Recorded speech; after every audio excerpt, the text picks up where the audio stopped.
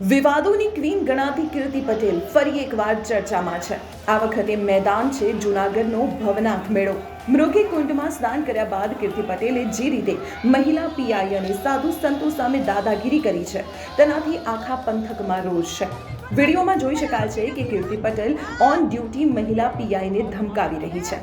તે કહી રહી છે, હું આરોપી નથી એટલે મારી પાછળ નહીં ફરવાનું। જાહેરમાં પોલીસનું અપમાન અને નફટાઈ ભર્યું આ વર્તન જોઈને સૌ કોઈ ગુસ્સામાં છે। ત્યારે સવાલ થાય કે આટલો રૂઆબ કોના જોડે? જુઓ તેની નફટાઈ। હું જતી ને ભાઈ નહીં કરવાનું, કોઈ આરોપી નથી હો। હા કઈ વાતો નહીં। ચલો ભેગા છે। હા બોલે આરોપી હોય મારા ઘરે મારા બેટી ઉપર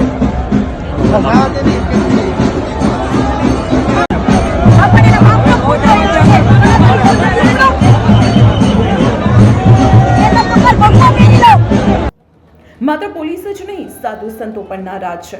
ખાખી મઢીના મહંત સુખરામ દાસે સ્પષ્ટ કહ્યું કે કેટલાક સાંસારિક લોકોએ મૃગી કુંડને દૂષિત કર્યું છે। સંતોના વિરોધ બાદ તંત્રએ તેની કુંડમાંથી બહાર કાઢી હતી।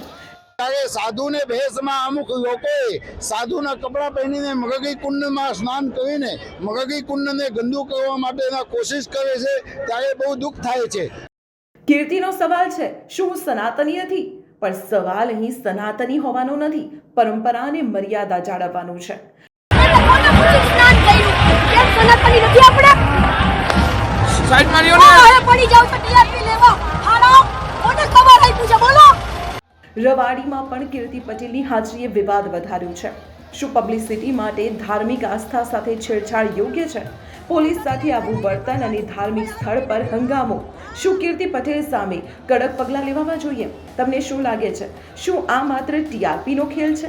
કમેન્ટમાં જણાવો અને વિડીયો શેર કરો।